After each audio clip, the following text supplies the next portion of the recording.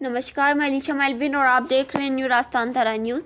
अध्यक्ष राज्य वित्त आयोग डॉक्टर अरुण चतुर्वेदी ने प्रेस वार्ता आयोजित कर राजस्थान सरकार के 2 वर्ष के कार्यकाल में हुए विकास कार्यों और उपलब्धियों के बारे में दी विस्तार से जानकारी। अध्यक्ष मंत्री राज्य वित्त आयोग अध्यक्ष डॉक्टर अरुण चतुर्वेदी ने रविवार को कोटपुतली में प्रेस वार्ता आयोजित कर सरकार के 2 वर्ष के कार्यकाल विकास कार्यों एवं उपलब्धियों की जानकारी दी। उन्होंने कहा कि 2 वर्ष पूर्व प्रदेश की जनता ने सरकार पर भरोसा दिखाया और सेवा का मौका दिया। पिछले 2 सालों से हमने प्रदेश के लोगों की उम्मीदों पर खरा उतरने का काम किया है। राजस्थान सरकार के 2 वर्ष सुशासन, विकास और विश्वास के 2 वर्ष है, जिन्होंने प्रदेश की दिशा और दशा दोनों बदलने की ठोस शुरुआत कर दी है। प्रदेश सरकार के ये 2 वर्ष प्रदेश के चहुमुखी विकास और जन जन के कल्याण को समर्पित कर रहे हैं। इन 2 वर्षों में सरकार ने न केवल नीतिगत सुधार किए हैं, बल्कि धरातल पर दिखने वाले कामों से ये संदेश दिया है कि ईमानदार इच्छा शक्ति हो तो राजस्थान को देश के अग्रणी राज्यों की पंक्ति में खड़ा करना कोई दूर की बात नहीं। हमने केवल कहा नहीं बल्कि करके दिखाया है। आंकड़े इस बात की गवाही देते हैं। हमारे द्वारा संकल्प पत्र में कुल 392 संकल्प लिए गए थे, जिसमें से 274 संकल्प या तो पूर्ण कर लिए गए या फिर प्रगतिरत है। हमने जनता से जो काम 5 साल में पूरे करने का वादा किया था, उनमें से 70% कार्य 2 वर्ष में ही कर चुके हैं।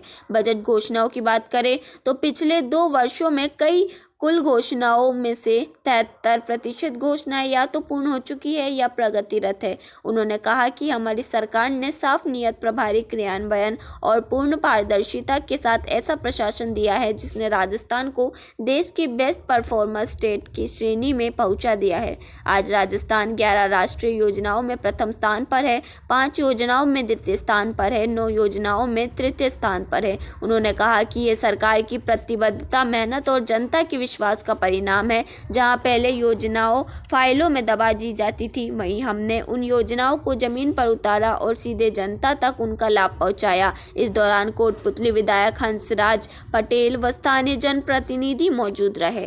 Bureau report Ishaq Khan. Channel द्वारा एडिटिंग ऑपरेशन किया गया, उसके अंदर आपकी सरकार के भी एक विधायक हैं, वो भी कमीशन खोरी के आरोप लगे हैं, उस पर क्या है?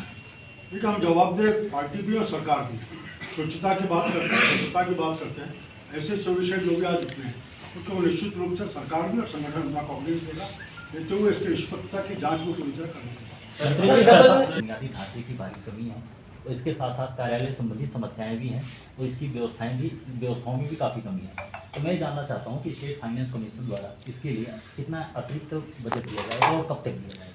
पहली बात तो आप जानते हैं कि इसमें पिछली सरकार ने भागते भागते राजस्थान में जिलों की घोषणा की थी। उनको भी आने के बाद सरकार ने दोबारा संतुलित करते हुए जिलों की घोषणा की है। इस काम को लगभग साल भर हुआ। पूरी चीज़ को फंड एलोकेट करके धीरे धीरे जमीन करना और बनना, इंफ्रास्ट्रक्चर, उसमें टाइम लगेगा।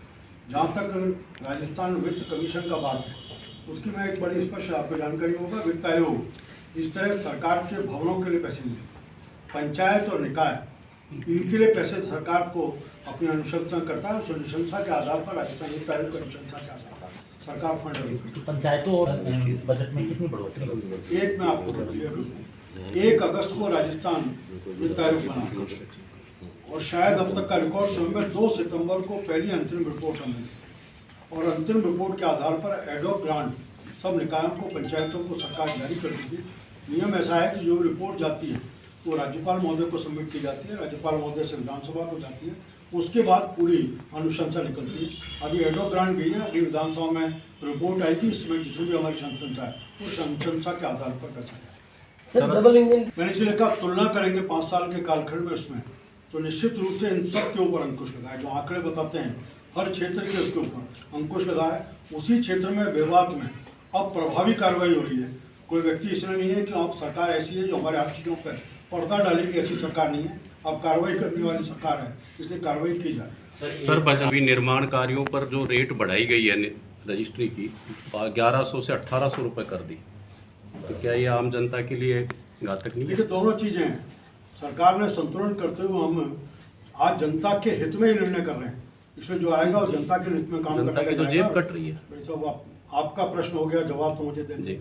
अगर अपन दोनों बोलते रहेंगे तो सब विवाद विषयों को फिर भी इस सब में लेते हुए, अभी आपको जाना है कि रजिस्ट्री के ऊपर एक विषय सरकार का आया था, जिसमें उन्होंने कहा कि जो एग्रीकल्चर की लैंड है उसके ऊपर तुरंत लोगों ने अपना उनको कहा कि हमारी इच्छा नहीं है, तो सरकार ने उस विषय के ऊपर तुरंत होल्ड करने का काम किया है। ये पारदर्शी सरकार है, जनहितैषी सरकार है। ऐसा कोई विषय आता है उसमें लगता है कि जनता के ऊपर वजन है तो उसको रोकने का काम करती है। अभी बिजली के लिए भी टैरिफ में बढ़ोतरी का काम अथॉरिटी ने किया था।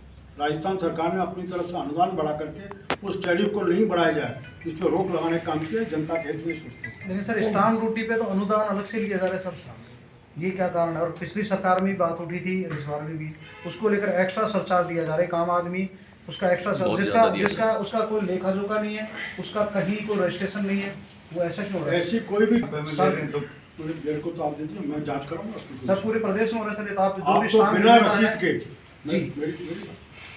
बिना रसीद के सरकार कोई भी पैसा लेती है उसके रसीद। आप कह रहे हैं कि बिना रसीद को कोई पैसा लिया जा रहा है, तो मुझे उसको दीजिए। तो सर मैं आपसे वही तो निवेदन कर रहा हूँ, स्टाम्प की कीमत है 50 रुपये, उस पर 10 रुपये अतिरिक्त सरचार्ज लिया जा रहा है, उसका कहीं कोई वो नहीं है। सरचार्ज का भी बिल होता है अपना, जब आप स्टाम्प ड्यूटी कस्टमर को तो नहीं मिला सर वो। सबको